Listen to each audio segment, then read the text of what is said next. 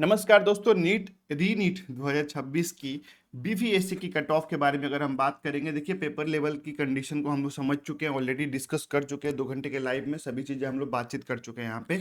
अब मैं डायरेक्ट आपको एक्सपेक्टेड कट ऑफ की बात करने वाला हूँ, और ये जो कट ऑफ मैं बताने वाला हूँ ये चेंज भी हो सकती है, ठीक है। तो इस पे ऐसा नहीं है कि एकदम एग्जैक्ट यही 2 4 5 10 नंबर ऊपर नीचे हो सकते हैं इस कट ऑफ से, लेकिन हाँ, रैंक जो मैं बताने वाला हूँ, रैंक अगर आपका इसके आसपास रहता है तो डेफिनेटली आपको जो है कॉलेजेस मिलेंगी ही मिलेंगी, ठीक है।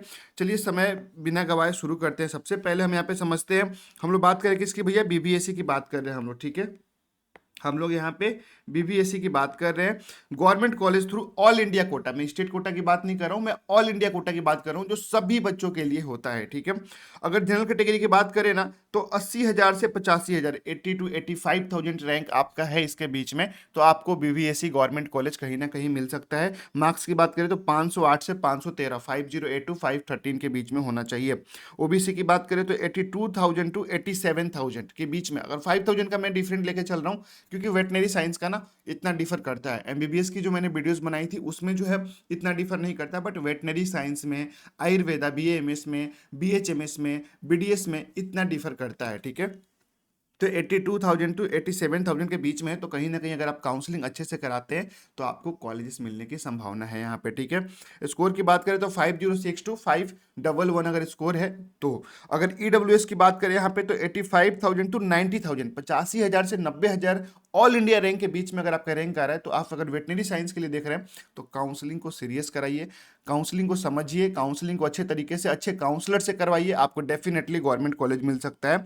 500 से 505 नंबर के बीच में होना चाहिए। एससी कैटेगरी में 2 लाख से 2,20,000। एससी और एसटी कैटेगरी वाले बच्चे ना यहाँ पे बहुत सावधानी से काम करेंगे, क्योंकि उनके रैंक अगर एसटी से है तो 2,70,000, एससी से है तो 2,20,000, मतलब 2,20 2,70 के आसपास भी रैंक है ना। तो आप अगर काउंसलिंग को सही तरीके से कराते हो तो डेफिनेटली आपके लिए रिजर्वेशन पॉलिसी बहुत स्ट्रांग होती है, तो आपको कहीं ना कहीं गवर्नमेंट कॉलेज मिल जाएगा। बात करें मार्क्स की तो 410 एससी के लिए और 400 से 410 जो है आपको एसटी कैटेगरी के लिए, इतना होना चाहिए आपको। अब मैं आपको बताऊं कि देखिए, अगर आप खुद से काउंसलिंग करना चाहते हैं तो हम फ्री ऑफ कॉस्ट सब कुछ यहाँ पे सिखाते हैं आपको। टाइम टू टाइम फॉर्म कैसे भरते हैं, कौन कौन सी कॉलेजेस से कितनी फीस है, गवर्नमेंट की, प्राइवेट की, कट ऑफ क्या रहता है, सभी चीजें डिस्कस करते हैं हम लोग, ठीक है।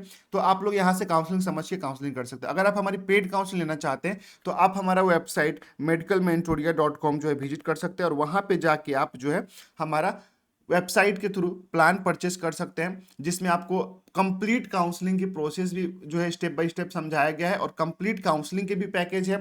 सिर्फ आयुष काउंसलिंग कराना चाहते हैं तो उसके भी पैकेज है। सभी चीज़ें यहाँ पे बताई गई है, तो आप जरूर एक बार वेबसाइट विजिट कर सकते हैं, मैं डिस्क्रिप्शन में लिंक दे दूंगा, ठीक है।